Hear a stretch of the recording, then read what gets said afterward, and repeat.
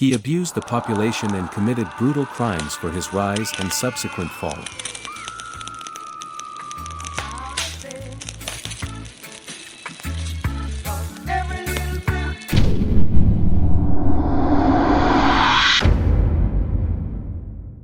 Jean-Bédel Bokassa, a name that evokes the majesty and infamy of a historical figure who starred in one of the darkest pages of Central Africa in the 20th century.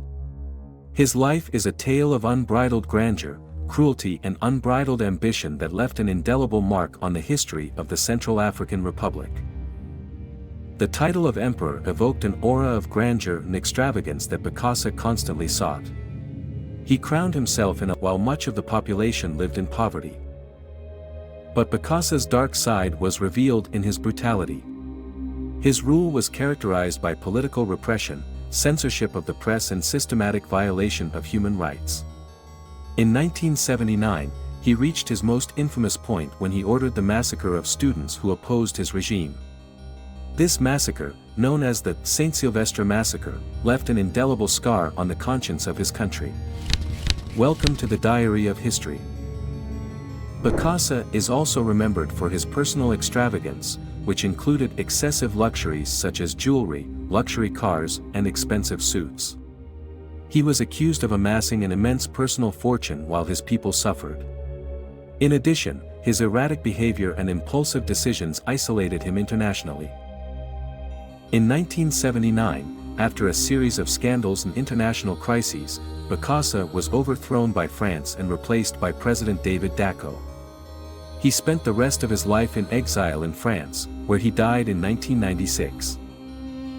Jean-Bédel Bokassa's early life took place in a context very different from the splendor and infamy that would characterize his later life. Born on February 22, 1921 in Bobangui, a small village in the French colony of French Equatorial Africa, now the Central African Republic, Bokassa came from a humble, rural background. He grew up in a modest family and had a limited education, which led him to work as a day laborer in his early years. However, his life changed radically when he decided to join the French colonial army at a young age. This decision led him to a military career that would take him to unexpected places. Bokassa showed an exceptional talent for leadership and military discipline, which led him to rise through the ranks of the army. During World War II, he served in the French army and fought in campaigns in Europe, which gave him some prestige. His military career continued after the war, and he eventually became commander of the National Gendarmerie of the Central African Republic. However, his rise did not stop there. In 1966, he took advantage of a coup d'état to seize power and overthrow President David Dacko. Bokassa proclaimed a new title for himself, Emperor Bokassa I, and established the Central African Empire. His beginnings as a leader were marked by great ambition and an obsessive desire for power and personal greatness. Thus, Bokassa's first steps in life were far from foreseeing the dark and controversial path he would later take. He was a man of numerous wives and a progeny that extended to 58 children, and he maintained his iron grip on the country for a prolonged period of 13 years. He rose steeply in power thanks to his kinship with David Dacko, who was president of the Central African Republic. However, his ambition led him to overthrow his own cousin in a coup d'état.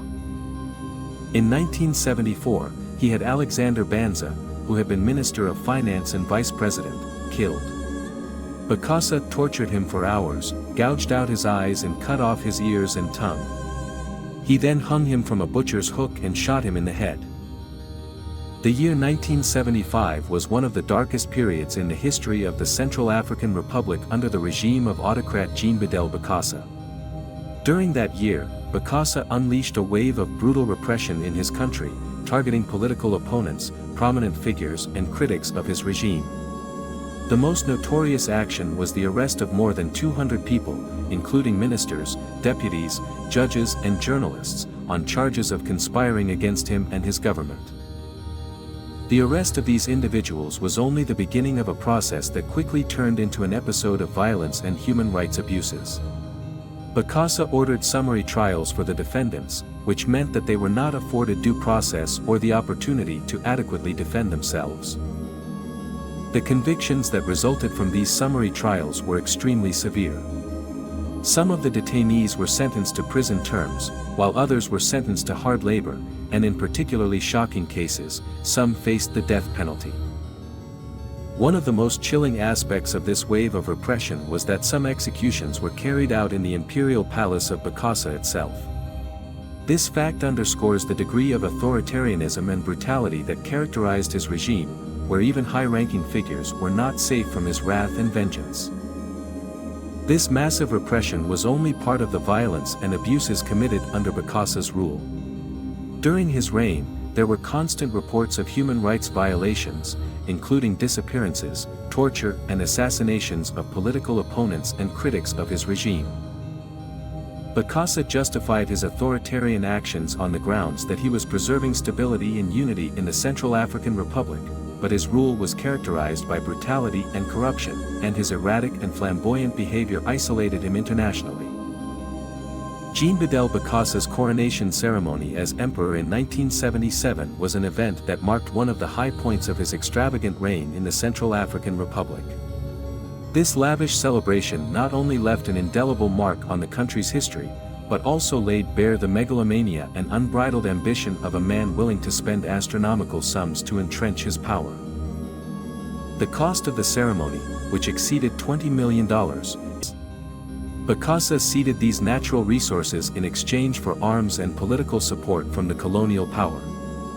This transaction raised numerous suspicions, as uranium had strategic value in the manufacture of nuclear weapons, and the deal looked more like a pact between a despotic leader and a former colonial power than a legitimate business transaction. The coronation ceremony, Majesty Bokassa I, Emperor and Marshal of Central Africa, Apostle of Peace and Servant of Christ, adopting titles that evoked historical figures such as Napoleon. The event was attended by foreign dignitaries, although many world leaders declined the invitation due to the controversial nature of Bokassa's regime. One of the most notorious moments of the ceremony was when Bokassa requested the presence of Pope Paul VI to officiate the coronation. However, the Vatican distanced itself from the event, refusing to participate in what it considered an excessively ostentatious and self-centered spectacle. France, despite backing Bokassa largely to maintain stability in the region, was uncomfortable with his coronation and the extravagances associated with it. Despite the differences, France continued to maintain some support for Bokassa until 1979, when he was finally deposed in a French-backed coup. Bokassa's coronation ceremony in 1977 not only symbolizes the grandiosity and wastefulness of his regime, but also highlights how the autocratic leader was willing to sell his country's natural resources to finance his megalomania and stay in power. This lavish event is etched in Central African history as an extreme example of the corruption and extravagance that can sometimes characterize authoritarian rule. Continuing his legacy of terror, in 1978, he personally murdered his nephew and political rival, Aniset George Daladiel, and chopped him up with an axe. He then kept his remains in the freezer and ate them later. The year 1979 marked one of the most atrocious and bloody episodes of Jean-Bédel Bokassa's regime in the Central African Republic. During that year, Bokassa ordered the massacre of more than 100 students protesting against the compulsory use of school uniforms made by one of his wives. This brutal incident sheds light on the cruelty and ruthless repression that characterized his regime. The students' protest stemmed from the Bokassa regime's imposition of school uniforms manufactured by one of his wives, resulting in additional economic expense for already impoverished families in the Central African Republic. Bokassa's response to this protest was disproportionate and cruel. On April 3, 1979, the Bokassa regime's security forces responded to the student protest with extreme violence. Soldiers shot. One of the most shocking aspects of this massacre was the report that some students were thrown alive into the crocodiles that inhabited the moats of the imperial palace. This extreme atrocity underscores the inhumane brutality of the Bokassa regime and its lack of regard for the lives of citizens, including young students seeking to express their legitimate concerns. The incident provoked widespread national and international outrage. Under Jean-Bédel Bokassa's regime in the Central African Republic, expressing opinions contrary to or critical of him was an extremely dangerous undertaking. Those who dared to express opinions against his government faced serious consequences, including repression, violence, and persecution. Individuals who dared to criticize Bokassa or his regime were exposed to various forms of repression. Political opponents, activists, and critics of the regime were arbitrarily detained by security forces. They were not given a fair trial and their legal rights were not respected. In addition, detainees could be subjected to torture and physical and psychological mistreatment while in detention. This practice was used to obtain confessions, information, or simply to punish those perceived as enemies of the regime. In some cases, political opponents could disappear without a trace, creating great uncertainty and fear among their families and supporters. Bokassa and his regime were known for carrying out extrajudicial executions of political opponents and critics. These executions were carried out without due process, deep scar on the Central African Republic and in the country's collective memory. This dark period in the country's history is a painful reminder of the horrors that can occur under authoritarian and oppressive regimes, and the importance of protecting and promoting human rights and freedom of expression as fundamental pillars of any democratic and just society. Bokassa's death was an event marked by controversy and intrigue. His fall from power and the circumstances surrounding his subsequent life and death are an intriguing chapter in the political history of Central Africa. His regime faced internal and external challenges, and finally, in 1979, he was overthrown in a French-backed coup d'état, and following his overthrow, he went into exile first in Côte d'Ivoire and then in France. During his exile, Bokassa lived a relatively comfortable life, despite being removed from power and facing accusations of human rights abuses and corruption. He maintained a complicated relationship with the French government, which had supported him for much of his rule. On November 3, 1996, Bokassa died in Bangui, the capital of the Central African Republic, under mysterious circumstances. The official version held that he died of a heart attack, but the exact circumstances of his death were the subject of speculation. Some believe that Bokassa had been poisoned, possibly as part of a plot to silence him and prevent him from revealing incriminating details about his regime and his relationship with powerful figures in France. However, these claims were never substantiated and lacked concrete evidence. The news of his death was kept relatively quiet, and there was no great commotion in the Central African Republic or internationally. Although Bokassa had been a controversial and brutal figure in his time, his political influence had faded after his overthrow in 1979, and his death did not have a major impact on the global political scene. The mortal remains of Jean-Bédel Bokassa, the controversial leader who ruled the Central African Republic with an iron fist for nearly 2 decades, experienced a peculiar fate after his death in 1996. Although his passing was marked by controversy and mystery, what happened to his remains is an intriguing part of his legacy. After Bokassa's death on November 3, 1996 in Bangui, the capital of the Central African Republic, his remains were the subject of unusual and enigmatic treatment. The official version held that he had died of a heart attack, but rumors persisted that he may have been poisoned, leading to speculation and conspiracy theories. His death was kept relatively low-key, and there was no great public mourning or ostentatious burial. Instead, Bokassa was buried secretly in the Muslim cemetery of Bangui, in a simple tomb, far from the honors that had characterized his reign as emperor. However, the story of Bokassa's remains did not end with his initial burial. In 2010, almost 14 years after his death, the authorities of the Central African Republic took the decision to exhume his remains as part of a process of national reconciliation.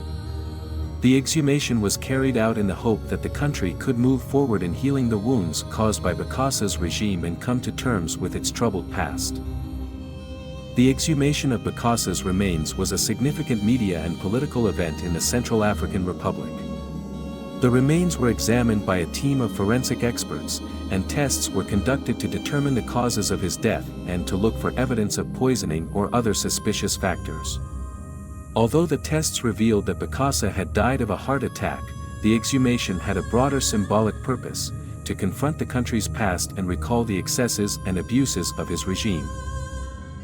Once the investigations and tests were completed, Bokassa's remains were reburied in Bangai's Muslim cemetery in a discreet ceremony in 2010.